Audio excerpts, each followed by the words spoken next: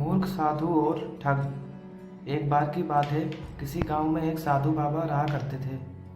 पूरे गांव में वह अकेले साधु थे जिन्हें पूरे गांव से कुछ न कुछ दान में मिलता रहता था।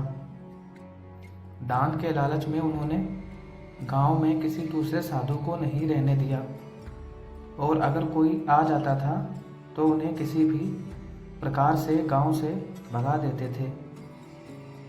इस प्रकार उनके पास बहुत सारा धन इकट्ठा हो गया था। वहीं एक ठग की नज़र कई दिनों से साधु बाबा के धन पर थी। वह किसी भी प्रकार से उस धन को हड़पना चाहता था। उसने योजना बनाई और एक विद्यार्थी का रूप बनाकर साधु के पास पहुंच गया। उसने साधु से अपना शिष्य बनाने का आग्रह किया। पहले तो साधु ने मना किया, लेकिन फिर थोड़ी देर बाद मान गए और ठग को अपना शिष्य बना लिया। ठग साधु के साथ ही मंदिर में रहने लगा और साधु की सेवा के साथ साथ मंदिर की देखभाल भी करने लगा।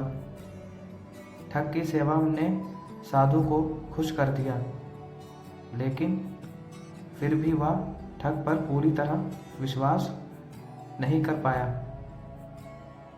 एक दिन साधु को किसी दूसरे गांव से निमंत्रण आया और वह शिष्य के साथ जाने के लिए तैयार हो गया।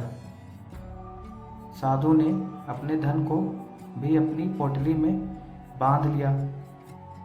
रास्ते में उन्हें एक नदी मिली। साधु ने सोचा कि क्यों न गांव में प्रवेश करने के पहले नदी में स्नान कर लिया जाए।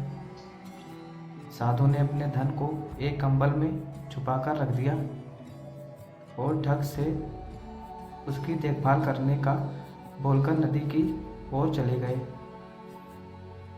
ठग की खुशी का ठिकाना नहीं रहा।